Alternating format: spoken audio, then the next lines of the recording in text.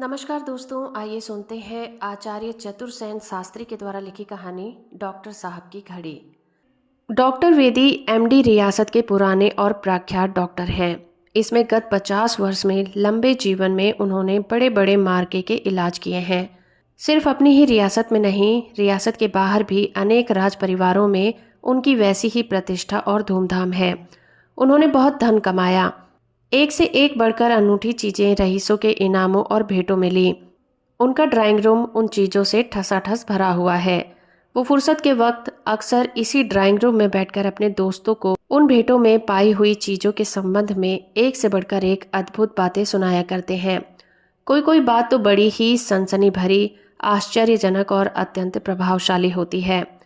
अब वे प्रैक्टिस नहीं करते। यूं कोई पुराना प्रेमी घसीट ले जाए तो बात जुदी है। पाने जाने वालों का तो उनके यहाँ तांता ही लगा रहता है, क्योंकि वो मिलनसार, खुशमिजाज, उदार और नेकी कर कुएं में डाल वाली कहावत को चरितार्थ करने वाले पुरुष हैं। उनका लंबा चौड़ा डील डॉल, 13.5 इंच की बड़ी मूछें, मोटी और भरी हुई भौहें, तेज नुकीली नाक और मर्म भेदनी दृष्टि असाधारण है। छोटे से बड़े तक उनका रुआब है, पर वे छोटे बड़े सब पर प्रेम भाव रखते हैं। वे वास्तव में एक सहृदय और दयावान पुरुष हैं। भाग्यवान भी कहना चाहिए। उनका जीवन सदा मजे में कटा और अब भी मजे में कट रहा है। वे सब प्रकार के शौक, संतान, चिंता और वेदना से मुक्त आनंदी पुरुष की भांति रहते हैं। बूढ़े भी उनके दोस्त हैं और जवान भी, बालक भी दोस्त हैं। अपने पास आते ही वो सबको निर्भय कर देते हैं। ऐसा ही उनका सरल स्वभाव है। हाँ, तो मैं ये कह रहा था कि उन्होंने बड़े बड़े मार्के के इलाज किए हैं और बड़े बड़े इनाम, इकराम और भेंटें प्राप्त की हैं। और इनाम और भेंटों की ये सब अनोखी चीज़ें उनके ड्राइंग रूम में सजी हुई हैं। बड़ी बड़ी शेरों और चीतलों की खालें, मगर के ढांचे, असाधारण लंबे पशुओं की सींग, बहुमूल्य कालीन, अलभ्य कारीगरी की चीज़ें, दुर्लभ चित्र और भारी भारी मूल्य की रत्न जनित अंगूठियाँ, पीने और कलमें। परंतु इन सब में अधिक आश्चर्यजनक और बहुमूल्य वस्तु एक घड़ी है। ये घड़ी उन्हें एक इलाज के सिलसिले में नेपाल जाने पर वहाँ के दरबार से मिली थी। इसका आकार एक बड़ा नींबू के समान है और यह नींबू के ही समान गोल है। उसमें कहीं भी घंटे या मिनट की सुई नहीं है, ना ही अंक अंकित हैं। सारी घड़ी कीमती प्लैटिनम की महीन कारीगरी से, कड़ी बूटियों से परिपूर्ण है और उसमें उज्जवल असल ब्रेजिल के हीरे जड़े हुए हैं। सिर्फ 2 हीरे जो सबसे बड़े हैं और उनमें एक बहुत ही हल्की नीली आभा झलकती है। ऐसे मनमोहक और कीमती हैं कि उसी में एक छोटी सी रियासत खरीद ली जा सकती है। उनमें जो बड़ा और तेजस्वी हीरा है, उस पर उंगली की पोर के एक हल्के से स्पर्श का दबाव पड़ते ही घड़ी अत्यंत मोहक सुरीली तान में घंटा, मिनट, सेकंड सब बजा देती है। उसकी गूंज समाप्त होते होते ही ऐसा मालूम होता है मानो अभी अभी यहाँ कोई स्वर्ग के वातावरण छाया रहा हो। दूसरे हीरे को तनिक दबा देने से दिन, तिथि, तारीख, पक्ष, मास, संवत सब ध्वनियाँ हो जाया करती हैं। घड़ी में 1000 वर्ष का कैलेंडर भी निहित है। 1000 वर्ष पहले और आगे के, जिन्हें जिस भी सन का दिन, मास और तारीख आप मालूम कर सकते हैं। ऐसी ही वो आश्चर्यजनक घड़ी है जिसे डॉक्टर साहब अपने प्राणों से भी अधिक ज़्यादा प्यार करते हैं। एक बार हुजूर आलीजा महाराज ने 50,000 रुपये इस घड़ी के डॉक्टर साहब को देने चाहे थे, जिस पर डॉक्टर साहब ने घड़ी महाराज के चरणों में डालकर कहा था, अन्नदाता, मेरा तन मन धन सब आपका है, फिर घड़ी की क्या औकात है, पर इसे मैं बेच तो नहीं सकता। और महाराज हंसते हुए चले गए थे। वह घड़ी स्वीडन के एक नामी कलाकार से नेपाल के लो विख्यात महाराज चंद्र शमशेर जंग बहादुर ने, जब वे विलायत गए थे, मुंह मांगा दाम देकर खरीदी थी और अपने इकलौते पुत्र के प्राण बचाने पर संतुष्ट होकर उन्होंने डॉक्टर साहब को दे डाली थी। वो घड़ी वास्तव में नेपाल के उत्तराधिकारी के प्राणों के लिए मूल्यवान थी। कमरे के बीचों बीच बिल्लौर की एक गोल मेज थी। यह मेज ठोस बिल्लौर की थी। उसका ढांचा ही बिल्लौर का था। सर्पाकार एक पाए के ऊपर मेज रखी थी। यह मेज खास इसी मकसद के लिए डॉक्टर साहब ने खास लंदन से खरीदी थी। उस मेज पर इटली की बनी एक अति भव्य मार्बल की स्त्री मूर्ति थी।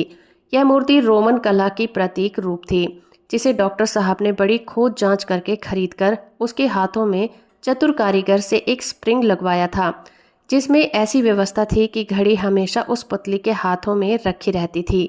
ठीक समय पर घड़ी में हीरे पर स्प्रिंग का दबाव पड़ता तो घड़ी से ताल स्वर युक्त मधुर संगीत की ध्वनि निकलती थी। उस समय जैसे वह प्रस्तर मूर्ति की मुखरित हो उठती थी। मित्रगण घड़ी का यह चमत्कार देखकर जब आश्चर्य सागर में गोते खाने लगते तो डॉक्टर साहब गर्व के नेत्रों से कभी घड़ी को और कभी अपने मित्रों को घूर घूर कर मंद मंद मुस्काया करते थे। सावन का महीना था, रिमझिम वर्षा हो रही थी, ठंडी हवा बह रही थी, काले काले मेघ आकाश में छाए हुए थे, बीच बीच में गंभीर गर्जना हो रही थी, चारों ओर हरियाली अपनी छटा दिखा रही थी। दिन का तीसरा पहर था। डॉक्टर साहब अपने 3 घनिष्ठ मित्रों के साथ उसी ड्राइंग रूम में बैठे आनंद से धीरे धीरे वार्तालाप कर रहे थे। उन मित्रों में एक मेजर भार्गव थे, दूसरे दीवान पारक थे और तीसरे एक नवयुवक मिस्टर चक्रवर्ती ICS थे। एकाएक घड़ी में से मधुर गूंज उठी। मित्र मंडली चकित होकर घड़ी की ओर देखने लगी। डॉक्टर साहब आंखें बंद किए सोफे पर उठकर उस मधुर स्वर लहरी को जैसे कानों से पीने लगे। जब घड़ी का संगीत बंद हुआ तो मिस्टर चक्रवर्ती ने कपाल कर आंखें चढ़ाकर कहा, अद्भुत घड़ी है आपकी डॉक्टर साहब। यह तो मानो कि घड़ी की कुछ तारीफ ही ना की थी। डॉक्टर ने सिर्फ मुस्कुरा दिया। मेजर साहब ने कहा, अद्भुत, अजीज घड़ी का तो एक इतिहास है। फिर उन्होंने डॉक्टर की ओर मुंह करके कहा, वह सूबेदार साहब वाली घटना तो इसी घड़ी के संबंध में रखती है ना। डॉक्टर साहब जैसे चौंक पड़े। एक वेदना का भाव उनके होठों पर आया और उन्होंने धीमे स्वर में कहा, जी हाँ, यह दुखदाई घटना इसी घड़ी से संबंध रखती है। मित्रगण चौकन्ने हो गए। मिस्टर चक्रवर्ती बोल उठे, क्या मैं इस घटना का वर्णन सुन सकता हूँ? डॉक्टर ने उदास होकर कहा, जाने दीजिए मिस्टर चक्रवर्ती, उस दारुण घटना को भूल जाना ही बहुत अच्छा है, खासकर जब आपका संबंध मेरी इस परम प्रिय घड़ी से है। परंतु मिस्टर चक्रवर्ती नहीं माने। उन्होंने कहा, यह तो अत्यंत कौतूहल की बात मालूम होती है। यदि कष्ट ना हो तो कृपा कर अवश्य सुनाइए। कि जरूर कोई असाधारण घटना रही होगी, तभी उससे आप ऐसे विचलित हो गए हैं।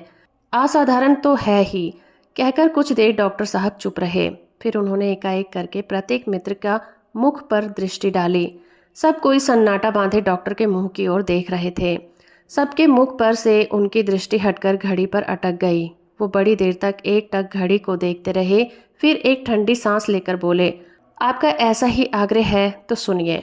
धीरे धीरे डॉक्टर ने कहना शुरू किया। 14 साल पुरानी बात है। सूबेदार कर्नल ठाकुर सरदूल सिंह मेरे बड़े मुरबी और पुराने दोस्त थे। वो महाराज के रिश्तेदार में होते थे। उनका रियासत में बड़ा नाम और दरबार में प्रतिष्ठा होती थी। उनकी अपनी एक अच्छी जागीर भी थी। वह देखिए, सामने जो लाल हवेली चमक रही है वह उन्हीं की है। बड़े ठाठ और रुझान के आदमी थे। अपने ठाकुर पने का उन्हें बड़ा ही घमंड था।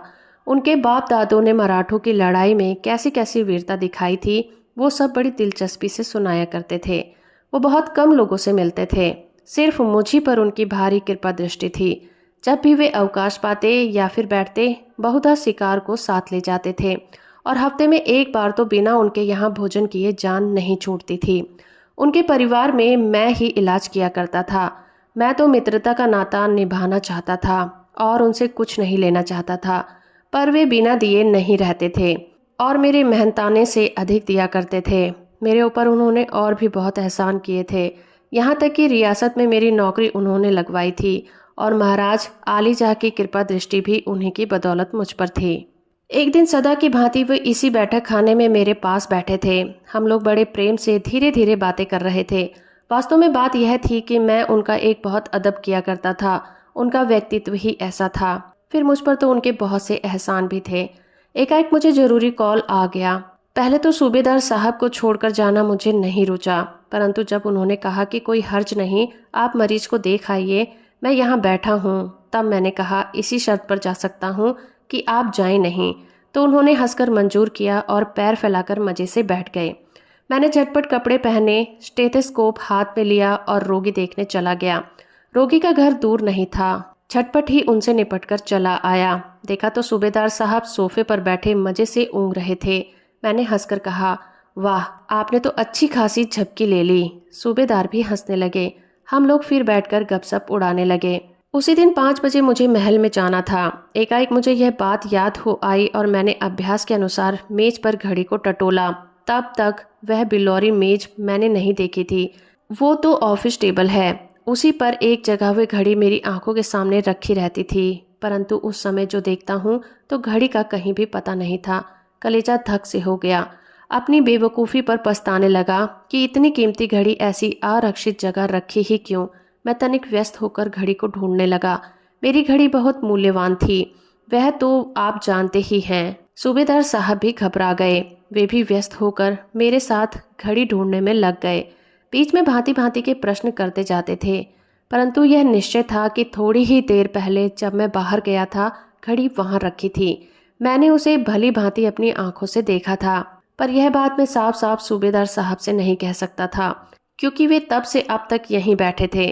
कहीं वह यह न समझने लगे कि हम ही पर शक किया जा रहा है। खैर, घड़ी वहां ना थी, वह नहीं मिलनी थी और नहीं मिली। मैं निराश होकर धम से सोफे पर बैठ गया, पर ऐसी बहुमूल्य घड़ी घुमा देना और सब्र करके बैठना आसान नहीं था। भांति भांति के कुलाबे बांधने लगा। सूबेदार साहब भी पास आकर बैठ गए और आश्चर्य तथा चिंता प्रकट करने लगे। उन्होंने पुलिस में भी खबर करने की सलाह दी। नौकर चाकरों की भी छानबीन हुई, परंतु मेरा सिर्फ एक ही नौकर था। वह बहुत पुराना और विश्वासी नौकर था। गत 15 वर्षों से वह मेरे पास था। तब से एक बार भी उसने शिकायत का मौका नहीं दिया था। फिर इतनी असाधारण चोरी करने का साहस कैसे कर सकता था।